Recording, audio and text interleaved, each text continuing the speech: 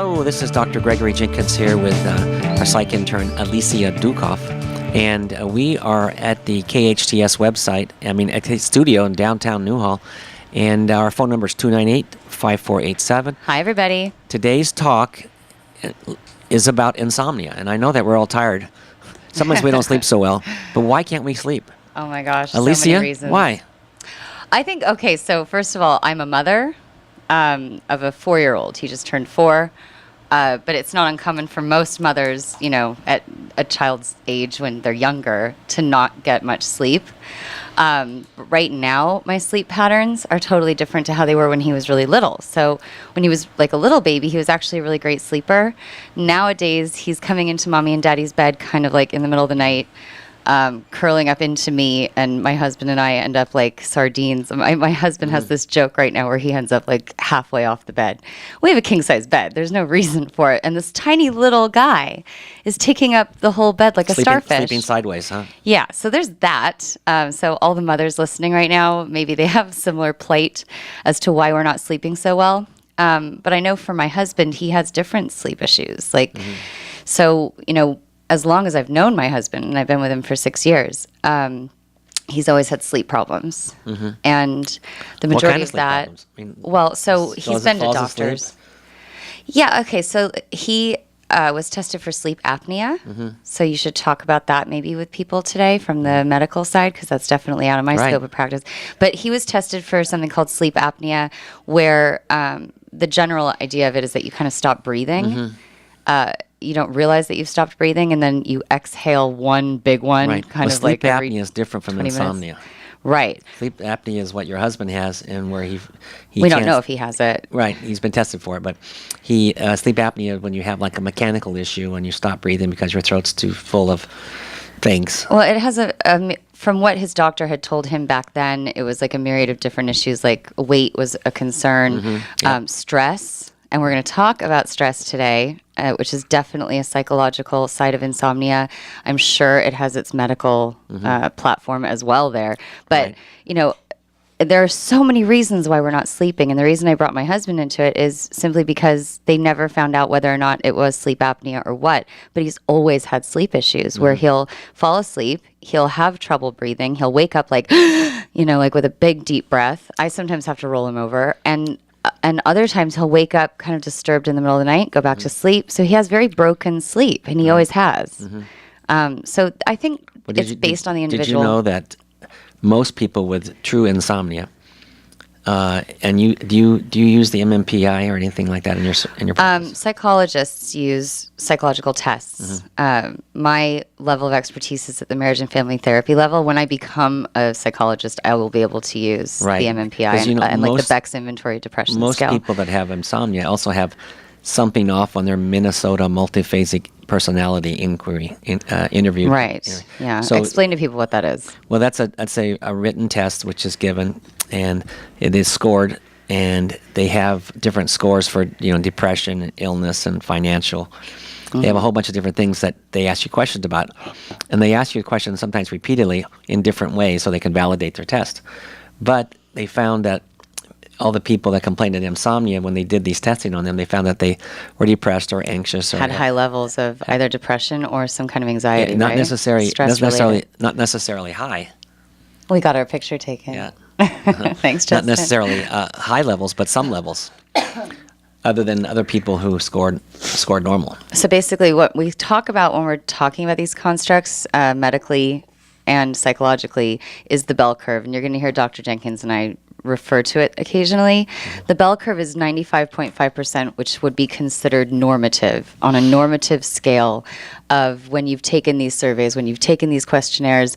Statistical analysis computes it and puts a sample of a population that's been tested into this bell curve. So if you are outside of the 95.5% normative scale, normative range in your answers, I think it goes up to 98%, 97.7%, then you're considered abnormal. But just by psychological standards, I hate the term normal. or abnormal when we're talking about human beings. But for statistical analysis, which is also really an important part of your field, you have to look at numbers, you have to look at generalizations. So just know when we talk about this stuff, we're not putting you guys into categories like numbers, like cattle. We're just looking at like statistics that can give us an overview of a generalized population, and then we can talk about the individual one-to-one. So tell me about insomnia from the medical side, and then we'll get into it psychologically. Well, many patients use sleep aids. Those are usually prescription ones or over-the-counter like Benadryl. Ambien. Unisom. Well, Ambien is the prescription one. And the makers of Ambien recommend that you only take the medicine 20 times a month. That already sounds like a lot. Well, some people really have a feeling that they have sleep problems. And people are getting addicted to it. Ambien is very close to Valium or Klonopin or clonazepam or Xanax or alprazolam. So it's very much like a benzodiazepine. So it's you have funny to be real though, careful. it actually sounds kind of like, it feels kind of like an antipsychotic because it gives you these hallucinations. I've taken Ambien traveling, being on airplanes. It gives me this feeling of being high. I get all like, woo, it's so much fun. And then I pass out after dinner and a little split of wine on the airplane. But for Just us one to split? get maybe one. Although on Ambien, and they call it the Ambien delirium, never call your ex on Ambien. Have you heard this? No. Oh my God, there's a whole Ambien culture of people that, use it more regularly than when you just take an airplane flight, Right. transatlantic. I've heard of people taking those kind of birth controls, and they get off the airport and they don't make it to the next They forget their leg. bags. They forget where they are. They're just walking around the airport and they don't get on the correct flight, or they don't get on any flight, and then they finally wake up. Yeah. Even though they're walking around, they're just asleep. Yeah, and that's Ambien. But they always say, and I've heard this in the Ambien culture, don't call your ex on Ambien. It's like, don't do Ambien and dial. Yeah. Don't drink and dial. Don't Ambien and dial. Right. People get into these deliriums where they don't remember what they've done, and it puts you in this really altered state of reality that people are getting addicted to. So Ambien is definitely part of our topic today because it's a lot of people's first reach through the doctor when they can't sleep, right? And doctors, and I have to admit, I'm probably on this list, is we don't do very good sleep histories. A patient comes in, I'm in for blood pressure, I'm in for sore throat. We really don't go into overall, even when on physicals, it's not a question that we ask too often, although studies show we should. So what are the questions you ask? Well, that's what I'm saying. I don't do a very good one. That's why I should do one. I'm gonna get. Start doing so that. this show helped you today. I feel better it already. Made you more conscious. I'm calling call in just a minute. He's gonna be like, "Excuse me, I have to go to the bathroom." Ring, ring. Okay. Well, so how many people do you see in your office that complain of not sleeping? I don't know. It seems like every day I have somebody asking for some kind of sleep medicine. aid. Yeah. I had a lady yesterday who. She's had panic disorder, and that's one of the things about you can't sleep with panic disorder. So she's actually had so much panic, so bad a panic disorder she can't sleep, and her muscles Vacillate. Vacillate. You just watch her stomach; it's just shaking because she's so nervous, and she's gotten very thin because of that. Yeah, it's like completely exercising all the time, so she can't sleep. Part of my topic today is I'm going to talk about night terrors, and that's linked to panic disorder. Right. Yeah. And they said that.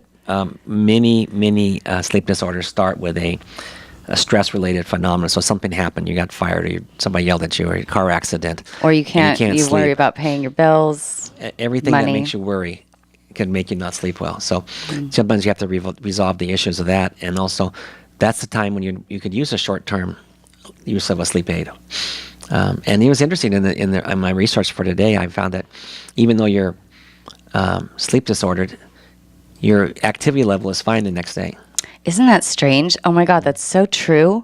When I have restless nights, I don't think I'm diagnosably, viable for an insomnia case, but I do have those sleepless nights sometimes. And oftentimes I look back and it's like related to some stress I'm under. Maybe I have finals. Maybe I have, maybe Luke is coughing all night and I'm kind of one eye open listening for him. But the next day there's like this reset switch in the body, right? That when you wake up and you see the lights outside and you're just, you get kind of raring to go. You rev to go. It's a slow start. You're getting dressed and you kind of maybe, brush your teeth with aftershave. But but once you're out, it rejuvenates you. You get like recharged. And I think that's maybe part of a problem that's happening in our culture is that people are kind of on autopilot out there because they're so tired and they're not being conscious of as conscious as they could be regarding their lives. Right. And so we operate out there. Yes, we have a rejuvenated energy to operate in the world the next day. But how much of that is because we're just on autopilot like zombies? I think a lot of it is they're so used to just taking the pill and going to bed. But the research also shows that if you really have insomnia, you should keep a sleep log on how long you slept, when you went to bed, when you woke up, what time in the middle of the night you woke up, etc. And they've done some more research, and they found that there are things, medical conditions that can cause you to have insomnia. And, like what? Well, one is chronic headaches. So if you always have a headache and you wake up with a pounding headache, that would do it. If you have a cough or cold and you're coughing, that'll keep you awake. But it's not supposed to make it so that you have to have sleep aids your whole life, just during this thing.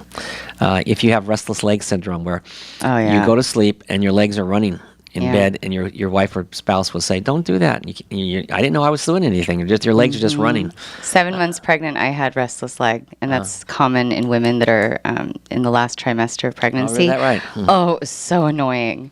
Kept me up all night, kept my husband up all night. I had to get like a special pregnancy pillow just to put under my legs. Is that what you recommend? Well, I don't know.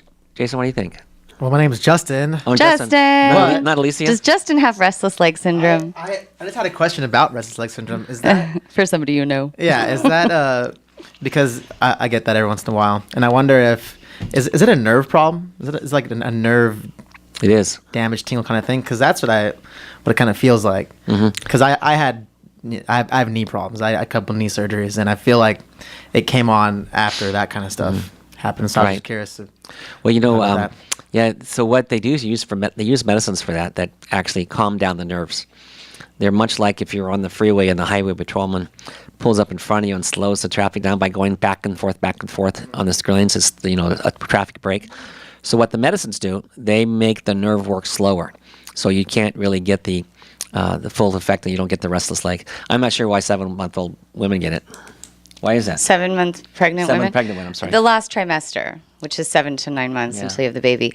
I don't know. I heard that it was common. Maybe we should do a show on trimester issues. Different trimesters have different issues. Okay, if people want want that. We should, that. actually. I've been through pregnancy. I loved my pregnancy, but a lot of women don't, and a lot of women have a very tough time. And Right. I've had people, I never want to get pregnant again. But I have a funny little anecdote about the restless leg portion of my pregnancy. So, I mean, we barely slept the last trimester because I was the most uncomfortable that I was throughout the whole pregnancy. I mean, you're huge. You're the size of a house. Huge. You're carrying all this extra weight. You're bloated. You're hot. Okay, and I was in Switzerland at the time. Your body temperature raises massively. Now, this is also something pertaining to... You're a giant incubator. Yes, exactly. You're not giant. You're a nest. Walking incubator, I should say. Walking nest, and you also feel like the hen's butt on top of the nest. So like you're not a happy camper the last trimester, and you want the baby out. This also can pertain to people listening right now who a different issue is when you overheat. If you're a hot body. Right. My husband's a hot body. He has to sleep on top of the covers. Most men are. And I get cold. I'm a girl, so I think it's maybe a gender-related thing. Yeah. But I was so hot. Your body temperature raises by 15% when you're pregnant, especially in the last trimester. So normal temperature would be 113 then, is that It felt like I was bursting out of my ears with this heat. And we were in the middle of winter in Switzerland. Luca's birthday's February. So at 8 months, 7.5, 8 months, it was like December, January. It was freezing in Switzerland. I was burning up. And my husband one night with my restless legs, with me on top of the covers like a starfish, practically naked. I was so hot. I said, I have to have the window open. He's like, are you crazy? And my legs are sitting there twitching. He's under the covers like this cocoon, like in this cocoon of all these blankets. And I cannot get cool. I had to spend half the night in the freezer, literally with my head in the freezer, with the kitchen door open, with my restless legs. I sometimes had to go downstairs outside, put a big coat on, and just walk back and forth. It was terrible. Well, you're an extreme person, that's for sure. I think I read about it. It's normal for pregnant women in the last trimester. There's some other things that can cause you to have sleep problems. One is pain. So you have chronic back pain, bilateral knee pain. Justin? That's you. That's you. Do you get knee bilateral pain knee with pains. your injury, or not injury, but all the surgeries? Well, I have like a lot of things now. I have chondromalacia, and I have no cartilage left in my knees. What they Were you told an me, athlete? So. Yeah. I What ended did you up play? playing Soccer. Okay. Wow. And for women, men and women, a lot of them deal with that same issue with wear and dancing. tear, yeah. Yeah. So you got a 50-year-old knees, a 20, Exactly. 30-year-old man, a It's 25-year-old man. terrible. But another thing that causes for a lot of people is that, when you have reflux disease, when you have heartburn, the heartburn wakes you up, so you have insomnia from that. And the last thing is that... And that's And me you too. Okay. Me too. And me too. I have to sleep with 2 pillows high up. I sleep 2 pillows, and I take something like omeprazole or Prilosec every day. Oh, you're on Prilosec. I just have Tums. Should I switch to Prilosec? Is that more of a long-term I mean, I don't know if it's a long-term fix, but it's just stronger medication. You know? Okay. Tums usually does the trick for me, but my husband will sleep flat. And then we need the sleep number bed. I sleep like a 90-year-old woman because I've got like these 2 pillows behind me. I'm literally sitting up. Wow. Because of the heartburn. Yeah. And the last thing that can do that is it's what's called a nocturnal panic attack, which sound like your husband has. No, he does not have. Oh, so that's night terrors. We're going to get into that. Right. But no, he doesn't have that. He has tremendous back pain. And so that's part of the pain one you were talking about. And sometimes you just wake up middle of the night, you're scared because there's a burglar in the house or something, but you're having a panic attack. Well, some people have those a lot. Right, and we're going to get into and that keeps people from sleeping well. But that's more psychological. The physiological are what you're talking about here with the pain. Right. What were the other ones you mentioned? Acid reflux. Restless leg syndrome, neck pain, Any kind of pain, upper right? respiratory infection. Headaches. Now, when you were talking about headaches, are you talking about people that suffer from migraines? Chronic headaches. Is that the same Or thing? brain injury type of things. Okay. Yeah, I don't have anything like that. Oh, hallelujah. You finally got something. I'm kind of healthy. So yeah, we're gonna go into like the psychiatric and psychological kind of assessment of insomnia. I'm not gonna get too clinical with the criteria, but we're gonna talk about what it means to be diagnosed with insomnia versus if you're just having a bad couple of weeks and you're not sleeping, and also how to treat it. I have some therapy practices that will really help people. Yeah. So we're going to use that as the last segment of the show. What did you want to talk about here regarding the right before we close, when we come back in the next segment, we're going to talk about previous treatment and what's happened. And they found that less than 50% of people that take insomnia prescription pills have any benefit from it. They didn't have any benefit, no benefit from it. So we'll talk about it when we get back. Back to the drawing board, huh? But we're getting ready to close this segment. So this is Dr. Gregory Jenkins with Alicia Dukov, and we're listening to AM 1220 KHTS, and the phone number here is 298-5487. Thank you.